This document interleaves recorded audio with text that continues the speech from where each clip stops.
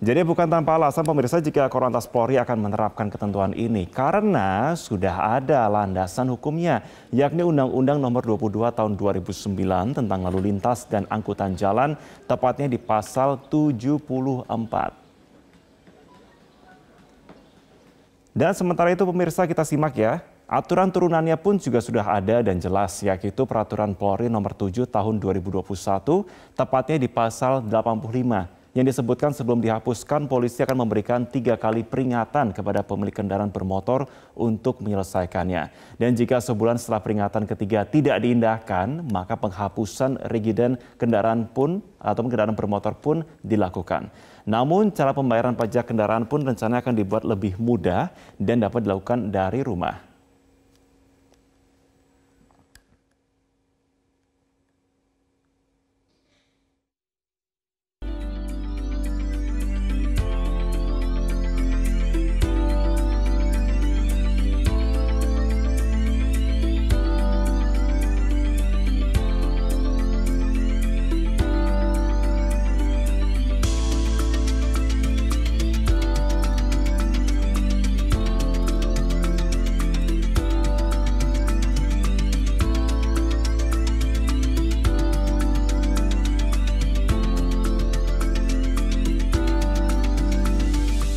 Undang Nomor 22 Tahun 2009 ini sudah 13 tahun diberlakukan. Kemudian ada peraturan kepolisian 07 2021 ya untuk memperkuat lagi di pasal 85 tadi sudah disampaikan.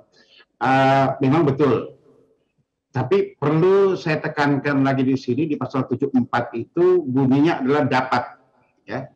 Jadi dapat dihapus. Ada 2 kriteria. Yang pertama adalah permintaan pemilik sendiri. Kenapa permintaan pemilik? Misalnya mas, kendaraannya dirusak berat karena tabrakan atau misalnya, terus kemudian tagihan pajak itu kan masih ada nih. Tetapi kendaraan sudah nggak jalan lagi ya, itulah dia bisa sesuai mekanisme membuat surat pernyataan di atas materai, memberi foto kendaraannya hancur, kemudian minta supaya dihapus supaya tagihan pajak itu nggak ada. Ya. Nah, kemudian yang kedua, kewenangan dari pihak kepolisian untuk menghapus.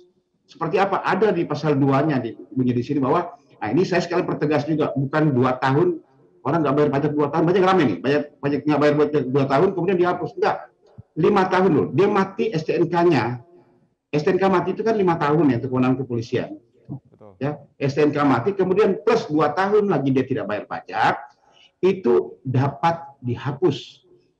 Kemudian diperkuat lagi di pasal 85 di PT Peraturan Kepolisian 07 2021, kita masih keringanan lagi, memberikan peringatan pertama 3 bulan, peringatan kedua 1 bulan, peringatan ketiga 1 bulan, baru kita. Ini yang masih kami sosialisasikan dulu. Kami masih sosialisasi. Arahnya kemana? Memang kami ini kan samsat ya mas ya, satu atap, sistem administrasi satu atap, yang isinya ada 3 instansi di sini. Baik itu jasar harja, yang menyangkut masalah sumbangan wajib, kemudian ada Dispenda yang masalah PKB pajak kendaraan bermotor, dan kami kepolisian dalam hal ini yang tugasnya adalah meregistrasi identifikasi. Jadi kalau pajak urusannya dengan pemerintah daerah, kalau sumbangan wajib ini urusannya dengan jasar harja. Yang jadi permasalahan sekarang setelah kami duduk bersama, kita temukan di sini bahwa kepatuhan masyarakat dalam hal membayar pajak kendaraan bermotor dan sumbangan wajib, untuk sumbangan wajib saja baru sekitar 60% lebih lah yang bayar masyarakat. Sementara santunan, setiap ada kecelakaan minta segera diberikan santunan. Kemudian pajak kendaraan bermotor, baru ini kurang dari 50% masyarakat, kepatuhan masyarakat untuk bayar pajak. Dalam arti kata bahwa kendaraan yang berjalan di jalanan ini, 50% lebih ini nggak bayar pajak. Sudah dihitung kemarin, lebih dari 100 triliun.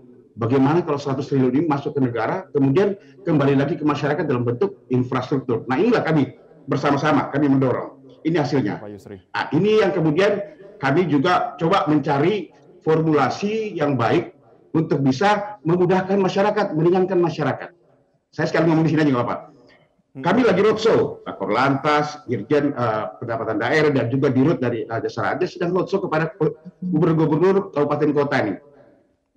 Ada beberapa permasalahan yang dihadapi masyarakat. Jadi intinya bahwa masyarakat bukan tidak patuh, tapi ada sedikit kendala. Misalnya contoh, mobil saya dibeli sama Pak Darman Tias nih, masih 4 tahun lagi mati.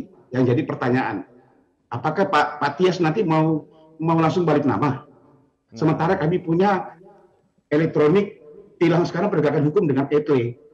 Pak Tias beli mobil saya, Pak Tias nggak balik nama, Pak Tias melanggar lalu lintas, yang ditilang masih saya nih sekarang ini. Ini yang keuntungan diambil oleh polisi. Tetapi kami sedang roadshow minta supaya Pak Gubernur, Pak izin Pak, hampir 100 triliun ini hilang di Indonesia. 50% lebih ini orang nggak bayar pajak. Kenapa? Bukan karena tidak patuh. Karena mereka banyak bicara bahwa Pak balik nama atau BBN 2 itu mahal sekali Pak. Bisa karena BBN 2 mahal, kayak tadi Pak Tias beli mobil saya, BBN 2-nya mahal atau balik namanya mahal, akhirnya tunggu aja nantilah bayar pajak. Yang terakhir, ngarap.com beliau bilang nanti tunggu pemutihan lah, mudah-mudahan ada pemutihan supaya bisa. Ini akhirnya tertunda pajak semuanya. Inilah kami lagi roadshow minta supaya BBN 2-nya itu dinolkan. Begitu Mas. Oke Pak Yusri, melihat fakta tadi begitu ya, artinya kalau saya kalkulasikan tuh kalau tidak salah ada sekitar 40 juta kendaraan dari 103 juta unit yang tidak membayar pajak. Mungkin kita nggak bisa mengatakan seluruhnya abai, tapi mungkin ada juga mungkin alasan-alasan lainnya. Tapi bagaimana kemudian langkah sosialisasi selain juga pemudahan dari masyarakat untuk membayar yang juga dari tim lakukan untuk bisa segera mengenjot bahwa yuk kita sama-sama patuh pajak di sini. Oke Mas, jadi gini, yang 103 itu memang kami sedang menyusun. Salah satu teknis kami untuk bisa namanya validasi data. Ini ada perbedaan Mas.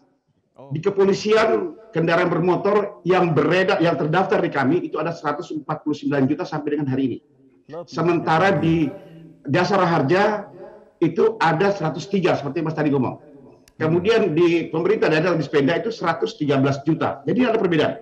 Kami coba memvalidasi data, kami coba menganalisa di kepolisian yang terdaftar.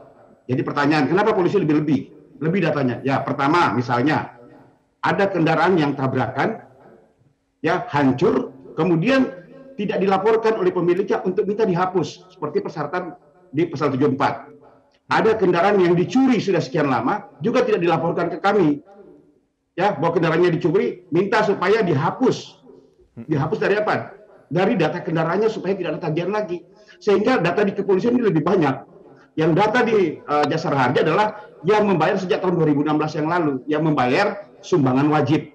Itu pun sampai dengan hari ini yang tidak membayar sumbangan wajib dari terdata 103 juta, baru 61 juta yang bayar. Ada 40 juta yang tidak membayar. Kemudian di Dispenda, pajak kendaraan bermotor, itu saya katakan tadi, yang baru bayar sekitar 40%-an, 50% sekian ini nggak bayar. Kalau dihitung-hitung sekitar lebih dari 100 triliun uang negara ini yang tertunda, yang harusnya masuk yang bisa dipakai untuk sarana pelaksanaan jalan. Nah, kami sedang duduk bersama untuk kita menyatukan validasi data dalam bentuk ke depan adalah single data. Supaya kalau single datanya bagus, ini akan kita bisa mengetahui nanti bagaimana teknik untuk bisa membuat masyarakat patuh terhadap pajak. Ini yang sementara kami sedang sosialisasikan dan kami sedang duduk bersama. Sekretaris bersama Samsat Nasional ini Mas.